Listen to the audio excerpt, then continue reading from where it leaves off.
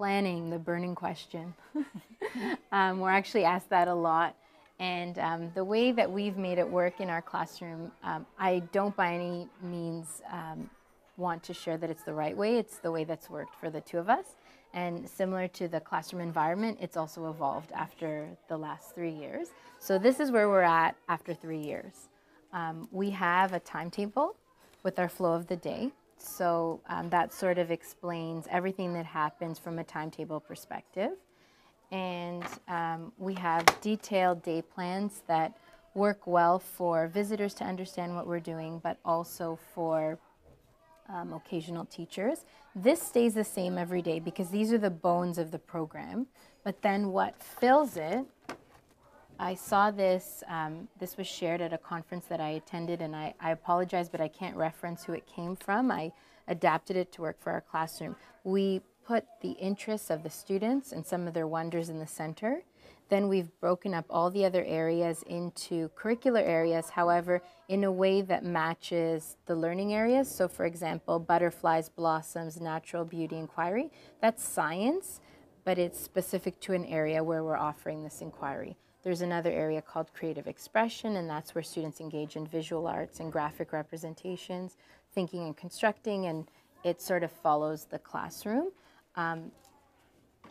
To keep ourselves organized, we have a week plan of some of the important things that happen in the week, and then we track all of our meetings in this binder. So everything that the students are saying during inquiry meetings, Julie or myself document, so then we can pull out what students are saying and thinking, and we can incorporate that into our planning. And then Julie, to supplement all of this for our mini lessons, we have another small planning piece over there. In this planning process book, it has, we've taken notes during our meetings. And so when Joanne and I meet, we'll just write notes of our thoughts and about things that we need to do and change, so that, you know, sometimes through our conversation we forget. So everything is documented in here, and so that we can always go back and refer to it later. Yes, so we're documenting our planning process as well as the thinking of the students.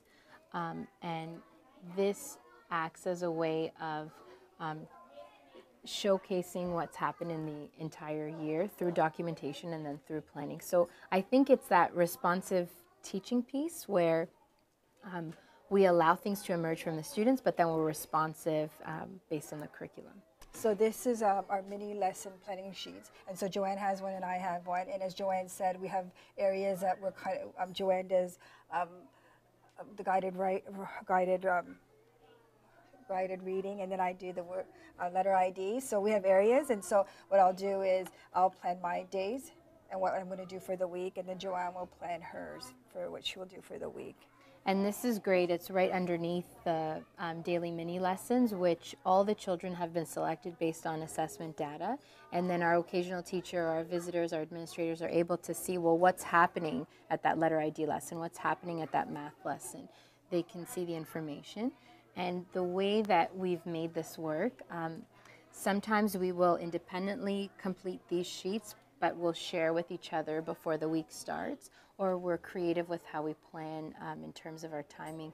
If the students are in library, we might sit together at the library and plan. We've planned during recesses that we happen to share or after school.